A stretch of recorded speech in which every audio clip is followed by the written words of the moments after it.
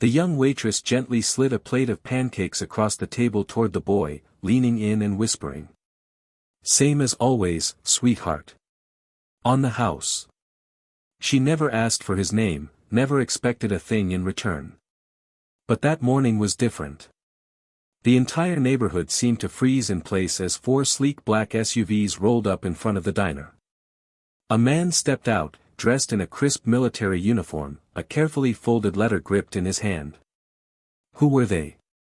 And why did everyone rise to their feet the moment that woman stepped outside? Welcome to Uncovered Tales. Let's find out what really happened.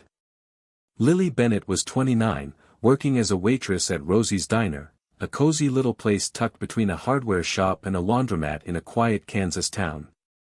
Her life ran on rhythm: wake up before sunrise, walk the same 3 blocks to work, tie her faded blue apron around her waist, and greet the regulars with a smile that concealed a quiet, enduring loneliness. She lived alone in a 1-bedroom apartment above the local pharmacy. Her only family now lived in photo frames, pictures yellowed by years. Her father had died when she was just 15. Her mother followed 2 years later. The aunt who took her in eventually moved to Arizona for her arthritis, leaving Lily with nothing more than the occasional holiday phone call and a few letters that trickled in now and then. It was on a chilly Tuesday morning in early October that Lily first noticed him, a boy who couldn't have been more than 10 years old. Small for his age, he had alert eyes that absorbed everything around him while giving away nothing. He always sat in the corner booth, the one furthest from the entrance. His backpack looked too big for his small frame, and there was always a book laid open in front of him. The first day, he asked for just a glass of water. Lily brought it over with a gentle smile and a paper straw. He gave her a thank you nod, so subtle she almost missed it. The second day, nothing changed. The third and fourth, same story. By the second week, Lily had picked up on his routine. He came in precisely at 7:15 a.m., exactly 45 minutes before the nearby elementary school started. He'd read quietly, sip his water, and glance around as others ordered plates full of pancakes, eggs, and crispy bacon. At 7:55, he'd close his book, offer a soft thank you, and slip out, without ever having eaten a thing. Then, on the 15th day, Lily brought him a plate of pancakes by mistake. "Oh, sorry," she said with a small frown, placing the dish down. "The kitchen made one too many. I figured I'd leave it here instead of tossing it." The boy looked up slowly, eyes flickering with a mix of caution and hunger. "It's all right," Lily said gently. "Sometimes the cook messes up. Better someone eats it than it goes to waste, right?" Before he could argue, she walked away, watching from behind the counter as he stared at the plate, then finally, hesitantly, picked up the fork. When she came back 10 minutes later, the plate was completely clean. The boy, still focused on his book, didn't look up, but his refusal to meet her eyes spoke volumes, and it tugged at her heart more than she expected. "Thank you," he whispered as she cleared the dish. That moment sparked a quiet, ongoing ritual. Every morning after that, Lily would deliver a so-called kitchen mistake or extra, pancakes one day, scrambled eggs and toast the next. As the weather turned colder, oatmeal with brown sugar made its way to his table. He never once asked for anything. He never made conversation beyond a hushed thank you. But he ate every bite, sometimes with such urgency, it was as if he thought the meal might vanish if he didn't finish it fast enough. "Who's that kid you keep feeding?" Ed, a retired postman who claimed the same stool each morning, asked one day. "Don't think I've ever seen his parents." "No idea," Lily admitted. "But I know he's hungry." Linda, the grill cook, pulled Lily aside in the kitchen at the end of the third week. "You're feeding a stray," she said, not harshly, but with the weariness of someone who'd watched good intentions get stomped on before. "You keep handing out free meals, they don't learn to be grateful. He'll vanish eventually." "They always do." Lily didn't argue. She just offered a small shrug and said quietly, "It's okay. I remember what that kind of hungry feels like. It was the most personal thing she'd ever said to anyone at Rosie's in the 3 years she'd been there. The boy never offered his name, and Lily never pressed. There was something in the way he moved, the way he scanned the room before settling in, always choosing the booth with a clear line of sight to both the door and the window, that told her too many questions would send him running. So she focused on the small things. His water glass was always full, his food was always hot, and she did her best to make the diner feel like a safe haven, even if just for 40 minutes each morning. When business slowed and the diner grew quiet, and he was lost in whatever book he was reading, Lily sometimes let her thoughts drift. Was he from around here? Did he live with anyone? Why did he always seem so alone? And why did hunger feel like something he carried with him, not just in his stomach, but in his posture, in his silence? Still, she pushed those thoughts aside. In her world, kindness that came with strings wasn't kindness at all. So she continued. Quietly. Gently. Silently. And over time, she noticed something shift. The boy's tense shoulders slowly began to relax. His eyes, which had always darted away, started to hold her gaze for just a moment longer when she came by his booth. That tiny moment, just an extra second of connection, was all the reassurance Lily needed. Whatever small thing she was doing, it mattered. By the time the 6th week rolled around, more than a few people had picked up on Lily's quiet routine with the boy. Most chose to keep their thoughts to themselves, but not everyone. A handful couldn't resist tossing in their opinions, often laced with the sharpness that comes from forgetting what it feels like to need help. Playing charity worker on company time now, one businessman scoffed, the tone in his voice making it clear he disapproved of what he saw. Kids today expect everything to be handed to them, grumbled another. Different world now, a regular muttered. Back in my day, no one got free food just for looking a little sad. Lily heard every word, but didn't let them stick. She'd learned long ago that defending kindness to people unwilling to understand it usually just hardened their judgment further. But there was one voice she couldn't easily ignore. Ron, the manager of Rosie's, called her into the cramped office behind the kitchen one morning. His brow glistened with sweat, as it always did, and the tight set of his mouth told her this wasn't going to be a casual chat. I've been watching you and that kid, he said, tapping his fingers against the laminate desk. You can't just give food away, Lily. It's bad for the bottom line. Sets a precedent.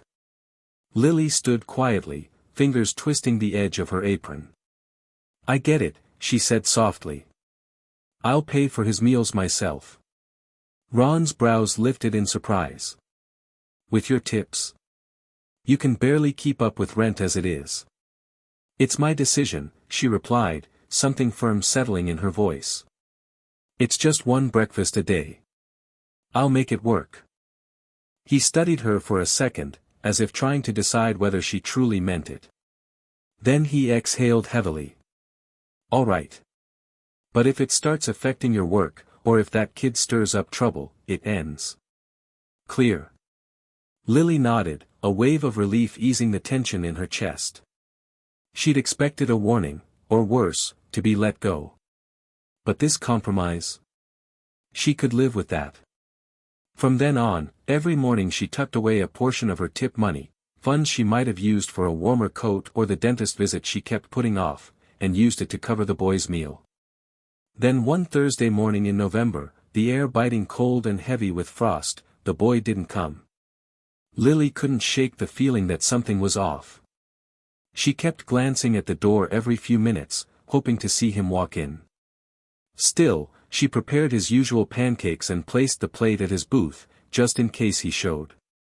Waste of food, Linda muttered as she passed, shaking her head in disapproval. By the end of the day, the plate sat untouched, its presence a quiet disappointment. Lily couldn't bring herself to toss it, so she wrapped the pancakes up and took them home with her. The next morning, he was still absent. And the day after that, too. An entire week slipped by without a trace of him, and Lily couldn't help but wonder if Linda had been right all along. Maybe he'd just moved on, the way strays do once they've had their fill. Still, the ache it left in her chest wasn't something she could easily explain. She hadn't known the boy's name, didn't know where he came from or where he went after he left the diner, but somehow, his absence felt like someone had quietly snuffed out a light.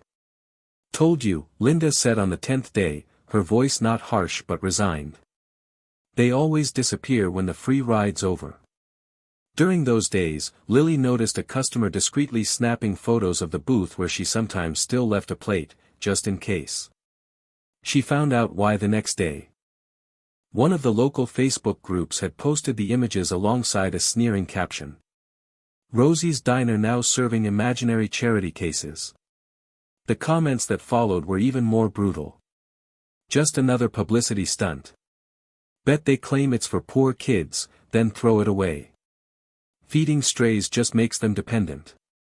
That waitress needs a wake-up call. Next time a sketchy kid shows up, remember, you're probably being set up." Lily had always thought of herself as someone with thick skin. But the viciousness of those words cut deeper than she expected. That night, alone in her tiny apartment, she found herself questioning everything for the first time. Was I wrong to help someone I barely knew? Was I just projecting my own past onto a stranger? Did I get too caught up in something I didn't really understand? In search of comfort, she reached for the small wooden box she kept on her shelf, the one that held the few items she truly cherished. Inside was an old photo of her father in his army medic uniform, his expression kind even against the harsh desert backdrop. Next to it was the leather-bound journal he had carried throughout his deployment. The cover was worn, and the corners curled, but the pages still held his thoughts like whispers from the past. She turned to a page she'd read 100 times before, the one folded at the corner from so much handling. "Shared a half ration with a local boy today. Johnson said I was nuts. Thought the kid might give us away to hostels. Maybe. But the look in his eyes when he took that first bite, same look I used to have when Mom saved me the last piece of bread during the lean times. Nobody gets poorer by giving away half a loaf. But those who forget to share. They stay hungry in ways they'll never understand." Lily traced her fingers over the ink, faded but still strong. And in that moment, the fog in her chest began to clear. She didn't need to know the boy's name. Didn't need his backstory. Hunger, she realized, whether for food or something deeper, didn't come with an explanation. It came with an empty space. And sometimes, all it asked for was a warm plate and no questions. No one knew the boy's name. No one could describe the face of the woman who quietly fed him each morning. But what everyone did know, without fail, was that for a stretch of mornings, someone walked into that diner and left not hungry anymore. If you still believe a small act of kindness can truly change a life, type hope. On the morning of his 23rd absence, Lily stepped into the diner carrying less hope than usual. She still glanced at the door at 7:15, just like always, but the anticipation she used to feel had dimmed, replaced by a kind of quiet acceptance. Even so, she plated a small stack of pancakes and placed them gently at his usual booth, just in case. At exactly 9:17 a.m., everything shifted. It started with a strange hush that fell over the room, swallowing up the usual clinking of forks and chatter of regulars. Lily, in the middle of refilling coffee near the window, looked up to see 4 black SUVs with government plates pulling into the parking lot. The vehicles moved in sync, like parts of a well-oiled machine, forming a neat semicircle in front of the diner entrance. Conversations froze mid-sentence. Utensils hovered halfway to mouths. Outside, people slowed their steps to stare as several uniformed men stepped out and took position beside each door, standing at attention. From the front SUV emerged a man whose presence spoke before his uniform did. He was tall, shoulders square, and his face bore the weathered signs of a man who had lived through sun, sand, and silence. His formal military uniform bore polished metals and rows of colorful ribbons that caught and reflected the soft morning light. He scanned the building, eyes sweeping over the diner's front like he was searching for something, or someone. Then he moved toward the door, flanked by 2 younger officers in step behind him. The bell above the entrance jingled as they walked in, the sound startlingly sharp in the stunned silence that had overtaken the room. Ron came hustling out of the back, tugging at the knot of his tie, clearly rattled. "Can I help you, gentlemen?" he asked, his voice tight and a little higher than usual. The senior officer removed his cap with quiet formality. "I'm looking for someone who works here. A woman named Lily." You could have heard a pin drop. Even the soft hum of the refrigerator behind the counter felt louder than usual. Every head in the room turned toward her. Lily took a slow step forward, coffee pot still in her hand. "That's me," she said, trying to keep her voice from trembling. Her throat had gone suddenly dry. The man's stern expression shifted ever so slightly, just enough to soften his features. "Lily Bennett?" he asked. She gave a small nod and set the pot down on the counter, afraid her hands would give her nervousness away. "My name is Colonel Jonathan Blake, United States Army, Special Forces Command." He reached into the breast pocket of his jacket and pulled out an envelope, white, stiff, and clearly official. "I'm here because of a promise I made to one of my men." He extended the envelope toward her. "This letter is from the Commanding General of Special Forces Operations," he said. "And there's a personal message inside as well, from Jacob's father." Lily blinked at the name, Jacob. It wasn't familiar, and yet it stirred something inside her. "The boy you've been quietly feeding these past few months," Colonel Blake clarified. "Jacob Hayes. His father was Master Sergeant Michael Hayes. One of the best men I've ever had under my command. Was." That single word hit Lily like a gust of wind to the chest. It landed heavy, final. "I don't understand," she murmured, not reaching for the letter. "Is Jacob all right?" "He's safe," the colonel assured her gently. "He's staying with his grandparents in Colorado now. But for nearly 3 months, he came here before school every day, while his father was deployed on a classified mission." And suddenly, the puzzle pieces she hadn't been able to fit together began snapping into place.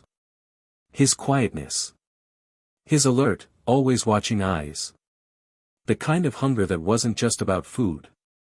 What Sergeant Hayes didn't know, Blake continued, was that shortly after his deployment, his wife left. She walked away from everything, including Jacob. The officer's voice was measured, but even so, the weight behind it was unmistakable. Jacob was too proud, too afraid of being taken away from his home, to tell anyone what had happened. He got by the best he could, stretching what little his father left in an emergency fund, surviving on almost nothing. A ripple of shock moved through the room. You could feel it in the air, the customers stunned, eyes wide, hearts already breaking for the boy they never really knew. Lily felt something tighten in her chest. Now he had a name. Now there was a story. And in that story, she saw the image of a young boy, barely hanging on, quietly waiting for a father who was never coming back. "Sergeant Hayes was killed in Afghanistan," the colonel said, his voice steady but full of reverence. "It happened 2 months ago." He paused, and in that pause was everything. In his final letter, Blake said, opening the envelope and carefully unfolding the paper inside, he asked us to find the woman at the diner, the one who made sure his son had breakfast. The paper in his hands looked worn, folded so many times it had creases like a map. He glanced down at it, then began to read. "If I don't make it back, please find the person who's been giving my son breakfast. Jacob talks about her in every letter. He says she never asked why he was by himself or made him feel ashamed. She just fed him, like it was the most natural thing in the world. She never made me feel ashamed," the letter read. "She just kept feeding me, day after day, never asking for anything in return. Please tell her she didn't just give food to a hungry kid, she gave dignity to the son of a soldier." Lily took the letter from Colonel Blake with hands that wouldn't stop trembling, her vision swimming with tears she didn't bother trying to hide. The colonel's voice seemed distant now, like it was coming from somewhere far away. "That letter was read aloud at Sergeant Hayes's memorial," he continued. "When Jacob finally told us about you, the Special Forces community knew, we had to find you and thank you, face to face. He paused, briefly clearing his throat. What you did, his voice cracked slightly before he steadied it again, what you did for the child of one of our own, without even knowing who he was, that means everything to us. The diner was absolutely still. You could have heard the smallest breath. Even those who had once whispered their judgments about Lily sat frozen, the shock etched across their faces, some now looking down, ashamed. Colonel Blake stood tall, drawing himself to full attention, and then raised his hand in a formal salute, a level of respect rarely offered to civilians. Behind him, every soldier present mirrored the gesture. On behalf of the United States Army Special Forces, he said, his tone solemn, on behalf of Master Sergeant Hayes's brothers-in-arms, and above all, on behalf of Jacob, thank you. Lily stood there, unable to move, overwhelmed by the reality that her simple, quiet acts, pancakes, eggs, a warm glass of milk, a kind smile with no questions attached, had reached so much deeper than she ever imagined. They had meant the world to a boy facing unimaginable pain. They had comforted a father fighting thousands of miles from home. I didn't know, she whispered, barely able to form the words. I just couldn't let him go hungry. The colonel nodded. Sometimes that's all it takes, Miss Bennet, he replied. Sometimes, the greatest kindness you can offer is to feed a hungry child, no questions asked. And as if choreographed by fate, every military member in the room, and all those standing outside in formation, saluted in perfect unity. The customers inside the diner, deeply moved by what they were witnessing, stood from their tables in silent reverence. And Lily, the unassuming waitress who had spent so much of her life blending into the background, now stood at the center of it all, clutching the last words of a soldier in her hands. A woman whose quiet compassion had not only nourished a child, but had preserved a father's peace of mind in his final days, and honored the spirit of service in a way few ever do. The week after Colonel Blake's visit, Rosie's diner became something different. The story spread faster than anyone expected, word of mouth, then social media, and finally the town's newspaper.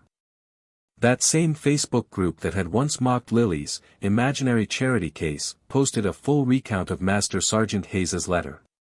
It was reshared thousands of times, flooded with heartfelt comments and messages of gratitude. People began requesting to sit in Lily's section. They left generous tips. Many included notes, handwritten and folded neatly beneath coffee mugs. Thank you for reminding us what really matters. My son's in the Navy, your kindness brought me to tears. Even Ron, who had once grumbled about the free meals she gave away, quietly hung a small American flag next to Jacob's old booth. Beneath it, he mounted a simple metal plaque. Reserved for those who serve, and for the families who wait. The booth was never empty again. Veterans, soldiers passing through town, families going through hard times, each found their way there. And the staff treated them all the same way Lily had treated Jacob, with quiet care and no judgment. 7 days after the colonel's visit, a manila envelope arrived at the diner. It was addressed in pencil, childlike and careful. Lily, the waitress. Rosie's Diner. Kansas. Inside was a folded sheet of lined notebook paper. The handwriting was neat but unmistakably young. Dear Miss Lily. I didn't know your name until the day the colonel came to see you. But every morning, for those months, you were the only person who looked at me like I wasn't invisible. Or broken. My dad always said real heroes don't wear capes. They wear the uniform. But I think maybe sometimes, they wear aprons too. When Dad stopped writing, it felt like the world forgot about us. But you didn't. You remembered me, every single day, even when I couldn't tell you why I was sitting there alone. Grandma and Grandpa are kind. They're teaching me to fish, and Grandma makes really good cookies. But I still miss Dad. And sometimes, I miss your pancakes too. Thank you for not asking the questions I didn't know how to answer. Your friend, Jacob Hayes. P.S. I finished that book I was always reading. It had a happy ending after all.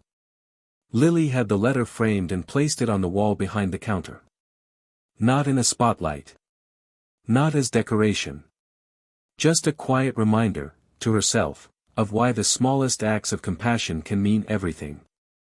When customers pointed it out or asked about it, she'd simply smile and say, "Oh, just a thank you note from someone special."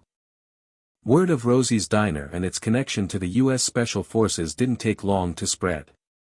Stories traveled, and soldiers, sometimes in uniform, sometimes not, began making intentional detours to stop in. Many left behind challenge coins, unit patches, or insignias as tokens of appreciation. Lily pinned each one to a modest corkboard behind the counter. Piece by piece, it became a growing collage of gratitude, stretching farther than she'd ever imagined, a testament to how far kindness can ripple. About 3 months after Colonel Blake's visit, a group of schoolchildren came in for lunch after a field trip. One curious 8-year-old girl watched Lily closely as she poured water at the table. "My dad says you're a hero," the girl announced matter-of-factly. "Do you feel like one?" Lily smiled softly and knelt down to meet the girl's eyes. "No, sweetheart," she said gently. "I'm just someone who remembers what it's like to be hungry." "Not just for food," the girl's teacher added quietly from nearby, having overheard the exchange. Lily looked up, meeting the woman's kind gaze, and gave her a small, knowing nod. She was right. Hunger isn't always about an empty stomach. Sometimes it's about being seen. Being remembered. Being safe. As the weather warmed and summer crept in, the diner held a community fundraiser for military families. The turnout was more than anyone expected. They raised enough to start a small emergency fund for kids with deployed parents. To everyone's surprise, Ron matched the donations out of his own pocket. When Lily thanked him, he just offered a sheepish shrug and said, "Never did get why my old man insisted on feeding every stray kid on the block. Used to drive my mom nuts. But I think I finally understand now. Sometimes, a meal isn't just a meal." On a quiet Tuesday morning, almost exactly a year after Jacob had first walked into her life, Lily arrived at the diner and found something small sitting neatly at her station. It was a challenge coin, the kind only passed between military members, often as a symbol of deep respect, loyalty, or shared experience. One side carried the insignia of the United States Special Forces. The other had been carefully engraved. "Sir Memer. Always remembering." Lily scanned the room, half expecting someone in uniform, or a familiar face tucked in a corner booth. But the diner was empty. Quiet. She stepped outside and squinted against the rising sun. The flag above the door rustled gently in the breeze. Lawns hissed under ticking sprinklers. Far off, the school bus made its rounds like any other morning. No visitors. No black SUVs. Just another day in a small town. She slipped the coin into her pocket. It didn't weigh much, but it carried meaning. A silent thank you. A gentle reminder that when you give freely, sometimes the world finds a way to give back.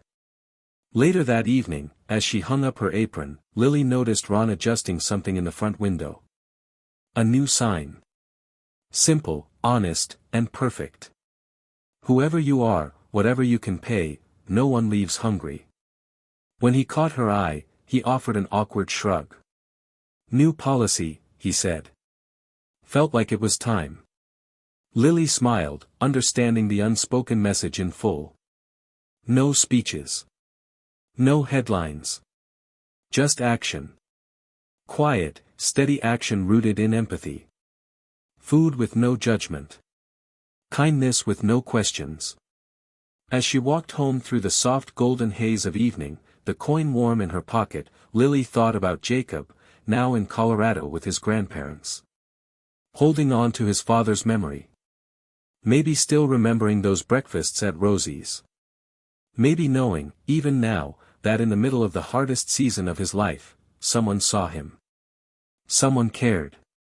And that, she believed, could make all the difference. Not every act of help needs recognition. Not every helper wants to be seen. Sometimes, all that matters is knowing that today, someone isn't hungry. And that alone can change the course of a life. You might forget this story in a week. Maybe even tomorrow. But if no one tells it again, if no one passes it on, then stories like Lily's disappear. And with them, the lessons they carry. Subscribe to Uncovered Tales, where stories of kindness, courage, and quiet justice are kept alive, until the very end.